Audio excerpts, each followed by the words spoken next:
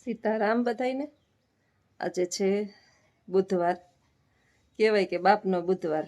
બુધવારે જન્મે ને એ બુદ્ધિશાળી હોય એવી કહેવત છે. હોય નહીં, હું જ બુધવારે જન્મી છું, પણ બુદ્ધિને છાંટો નથી.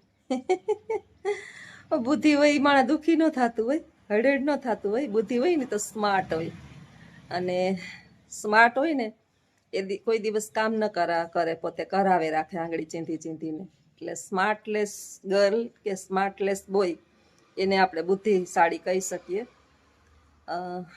ઘણા વ્યક્તિઓ જીવનની અંદર એવા આવ્યા હોય કે બીજાનો જ ફાયદો ઉઠાવવા આવ્યા હોય, બીજા પાસે જ કામ કરાવવા આવ્યા હોય, પોતે પોતાના શરીરને એમને સાચવીને રાખે, અને આપણા જેવા હળેડ થાણા હોય એ હળેડ થાય રાખે. એટલે બુધવાર છે. સીતારામ બધાયને. વહેલી સવારના વાગી ગયા છે 8:30. નાસ્તા પાણી થઈ ગયા, ભાખરી બનાવી હતી, બધાએ નાસ્તો કરી લીધો, અને બા પાછા નાસ્તો કરી અને શાંતિથી બેઠા છે. ગરમી એટલી બધી છે ને કે એક સાથે કામ કરીએ ને તો શ્વાસોશ્વાસ થઈ જાય, અને અત્યારે ગરમીનું છે ને આપણા કફ શરદી ઉધરસ આવું બધું આપણે થાય. ઊંચી નીચી ફર્યા કરે જીવનની ઘટમાળ, ભરતી એની ઓટ છે અને ઓટ એની જ્વાળ. સરસ મજાનું આ પંક્તિ, આ સુવિચાર આપણને કેટલો બધો બોધપાઠ કરે છે કે ઊંચી નીચી ફર્યા કરે જીવનની ઘટમાળ. ઊંચી અને નીચી એટલે ક્યારેક સુખ અને ક્યારેક દુઃખ, ક્યારેક તડકો અને ક્યારેક છાંયો. આ તો જીવનની ઘટમાળ છે ભાઈ. આમાં ક્યાંય સ્થિરતા કે સ્થગિતતા ના હોય, યથાવત નથી. જીવન જે છે ને એ યથાવત નથી. એમ નામ સંપૂર્ણપણે એક સરખું ચાલ્યું જાય. આ પૃથ્વી પર એવું જીવન કોઈનું ના હોય. ક્યારેક ક્યારેક બેઠા બેઠા શાંતિથી તમે સંતો મહંતોને સાંભળો ને તો એના જીવનની વ્યથાઓ જે છે એ સાંભળો ત્યારે ખબર પડે કે આ જે કરોડો લોકો જે છે એના દર્શનાર્થે લાઈનમાં ઊભા છે એ એમનામ જ નથી ઊભા. એમણે ઘણો બધો ભોગ આપ્યો છે, ત્યાગ કર્યો છે, બલિદાન આપ્યા છે, અને આજે એ પૂજાય છે. અને આપણા જેવાને સીધી સફળતા જોઈએ છે, અને એક કામ કરીએ અને સફળ ના થાય એટલે માથે હાથ રાખી અને બેસી જઈએ કે ઈશ્વર આપણી સાથે આવું કેમ કરે છે. સીધું સફળ બનાય નહીં. જીવન જે છે એ તો ચક્ર છે, ફેરે જ રાખે. એટલે પંક્તિની અંદર આ જ સમજાવ્યું છે કે ઊંચી નીચી ફર્યા કરે જીવનની ઘટમાળ. જીવનની હારમાળા, ઘટમાળ એટલે હારમાળા થાય.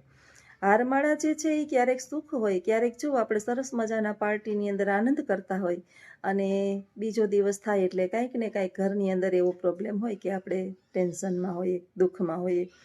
શારીરિક દુઃખ, માનસિક દુઃખ અને વાચિક દુઃખ, આ 3 પ્રકારના દુઃખ મનુષ્યના જીવનની અંદર ઉપલબ્ધ હોય છે.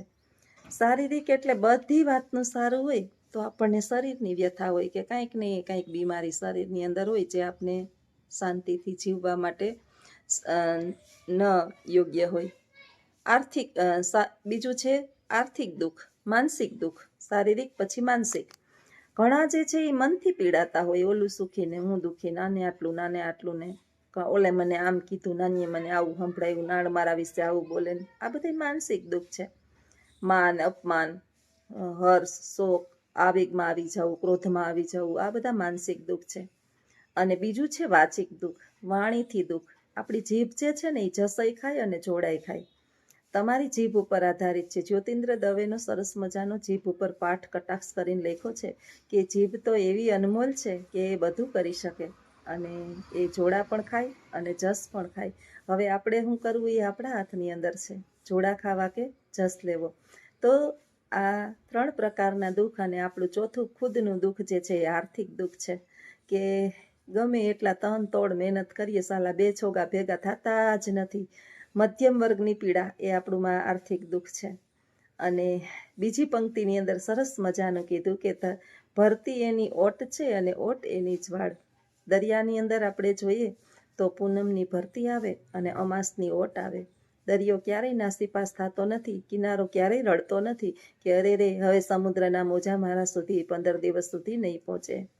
એને ખબર છે કે જે 15 દિવસ વયા જશે એટલે ઓટોમેટિક મારા સુધી સમુદ્ર પહોંચી જશે. એના પવિત્ર જળને મારા શરીરને નવડાવશે. દુઃખી થતો નથી, રોતો નથી, આપણી જેમ માથા કૂટતો નથી. એટલે જીવન આવું જ છે. કોઈ પણ પરિસ્થિતિનો સામનો કરવા માટે આપણે ખુદ જ સક્ષમ બનવું પડે. પારકી આશા સદા નિરાશા. જીવનની અંદર પારકાનો આશ્રય જ્યાં સુધી લઈ અને જીવન જીવવા માટે આપણે તૈયાર થાશું ત્યાં સુધી દુઃખની પ્રાપ્તિ સિવાય કાંઈ જ થશે નહીં. આપણે તો જીવન જીવવા માટે નહીં, આપણે તો સારા કહેવાવા માટે અથાગ પ્રયત્ન કરીએ છીએ. ઓલું મને સારું કહેશે, આ મને સારું કહેશે, આ મારા વખાણ કરશે. વખાણ જે છે ને એ એક પ્રકારની આપણી નિંદા જ છે, આપણી અધોગતિ છે. જીવનમાં બહુ આપણા વખાણ થાય ને એ સારા નહીં, એના કરતાં નિંદા ભલે કરી રાખે. નિંદામાં કદાચ ક્યાંક આપણે આપણા દોષને શોધી અને સુધારવાના પ્રયત્ન કરીએ, પરંતુ જો વખાણ થયા એ સામેથી થતા હોય છે અને સામે હંમેશા પથરા આવે તો આપણા જીવનની અંદર મુશ્કેલી બને. પાછળ નિંદા હોય, આગળ વખાણ, સામે વખાણ હોય અને નિંદા હંમેશા પાછળ હોય. પાછળ નિંદા થતી હોય ત્યારે આપણે દૂર નીકળી ગયા હોય, પણ વખાણ કરવાવાળા સામે ઊભા હોય એટલે એ પથરા બની અને આપણા પ્રગતિને બાધિત બનતા હોય છે. એટલે જીવનને સમજવું તો બહુ અઘરું છે. આવડો મોટો સંસાર રૂપી સમુદ્ર આપણી સામે ઉભેલો છે અને એને શાંતિથી, સંતોષથી અને સુખમય પૂર્ણ કરવો હોય તો બુદ્ધિની જરૂર છે. તો આવા જ મારા તો વિચારો છે અને આવા વિચારો તમને ગમતા હોય તો વિડીયાની અંદર આગળ બન્યા રહેજો. આજે જાંબુવતના અમારે અહીંથી રાણાવાવ થોડુંક દૂર થાય, 10-12 કિલોમીટર. તો જાંબુવત ભોયરાની ગુફા સરસ મજાની છે, જાંબુવનની ગુફા. આપણે એના દર્શન કરીએ અને જોઈએ કે શું શું ત્યાં છે અને તેનું મહાત્મ્ય શું છે. આગળ વિડીયોની અંદર બન્યા રહેજો. આવજો. સીતારામ. Ram Ram, Sitaram, good morning. આજ વાર છે મંગળ અને આવ્યો છે જાંબુવતીને ભૂઈ. પોરબંદરથી કેટલું થાય કાકા? પોરબંદરથી 20 કિલોમીટર થાય. શંકર ભગવાનની ગુફા છે અંદર, જમીનની અંદર. બહુ જબરજસ્ત છે. હા, એમ છે કંઈ તમને યાદ? ઇતિહાસ કહી દો. ગોપાલ આખો આ ગુફા છે, ત્યાં આવી ગુફા છે અંદર. આવી ગુફા ક્યાંય ઇન્ડિયામાં છે નહીં. હે, આવી ગુફા ક્યાંય ઇન્ડિયામાં છે નહીં. આવી ગુફા કે ઇન્ડિયામાં છે જ. 5000 માણસ જોઈએ આમાં સિંગલ જવાનું લાઈન. 5000 માણસ અને ભાગે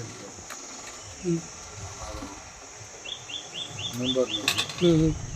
આ ગુફા છે. ગુફા છે, ઉપર ક્યાંય પાણી ભરેલ નથી. તમે 30 ફૂટ ઉતરો ને અંદર એટલે સિંગલ માણસ જાય. 30 ફૂટ તમે ઉતરો એટલે છેલ્લે નીચે પગથિયે જાઓ ને એટલે ત્યાં વાકું વરવું. વાકું વરીને તમારે 2-3 ડગલા ભરવા પડે. ભરવો પછી ઊભા થાવ એટલે ત્યાં 15 ફૂટ જમણી જગ્યા મળે. અંદર 15 ફૂટ જગ્યા મળે. ઉપર એ 15 ફૂટ ઉપરથી પાણીના ટીપા પડે આખી ગુફામાં. તો માણસ જતા હોય એની ઉપર પડ્યો હોય તો એ ભાગ્યશાળી. બાકી બીજું ગુફામાં પડે છે તો એ શિવલિંગ બને. 12 જ્યોતિર્લિંગ અંદર છે. એની કોઈ પ્રાણ પ્રતિક્ષા કાંઈ નહીં. આમ તમે 12 દર્શન જ્યોતિર્લિંગને કરવા જાઓ તો મળે નહીં. 12 જ્યોતિર્લિંગ થાય નહીં. અહીંયા આવો એટલે 12 જ્યોતિર્લિંગ કુદરતી. એમ કુદરતી બધી એની કોઈ પ્રાણ પ્રતિક્ષા કાંઈ નહીં. ડાયરેક્ટ પાણીના બૂંદથી બને. જ્યાં બધી મૂર્તિ છે બધી, જ્યાં બરાબર સોનાની.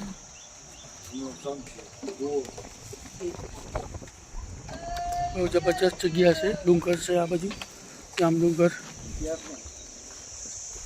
આ બધું ડુંગર છે. બહુ જબરજસ્ત જગ્યા છે. પાર્કિંગ ગાડીઓ પાર્કિંગ. થોડુંક તમને અંદર બતાવું. પોરબંદરથી 20-22 કિલોમીટર થાય છે ટુ જાંબુવતીની ગુફા.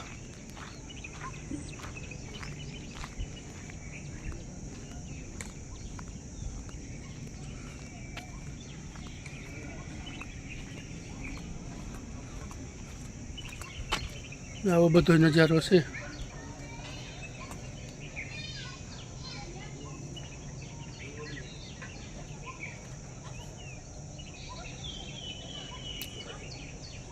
એવા આગળ ગુફા છે.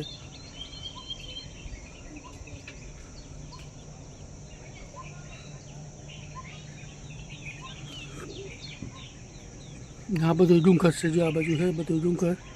આ સ્વિમિંગ પુલ ને એવું નાવાનું પાણીનું છે. ભરતા નથી, એમને એમ પડ્યું. બહુ સારું છે. પહેલાં કંઈ એટલું હતું નહીં, હવે તો બહુ જબરજસ્ત બની ગયું. અને સુવિધા પણ બહુ, રસ્તા બસ્તા બધી રીતના બહુ પરફેક્ટ છે. કામકાજ બહુ ઓછું છે. એવું આ દુકાનો પડી ગયું. પહેલાં કંઈ આવી દુકાનો કંઈ હતું નહીં. આ છે રાણાવાવ ફેક્ટરી. અમે દેખાય એ ફેક્ટરી છે, રાણાવાવ સિમેન્ટ ફેક્ટરી.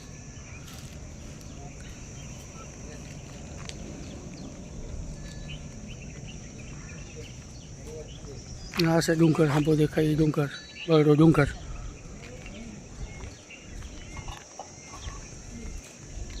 આ ટાળીઓ અવડું રાણીઓ બેસે. હું કરમ જાય કે રાણીઓ ક્યાંથી લેવા? હા, ક્યાંથી લે? ડુંગરમાંથી. કેટલા રૂપિયા ડબલું? 20 રૂપિયા ડબલું.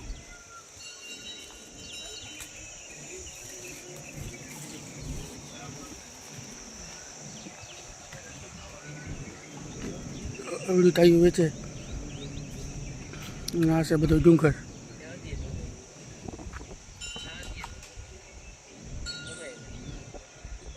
નજારો બહુ સારો છે અને વાતાવરણ વરસાદ જેવું છે.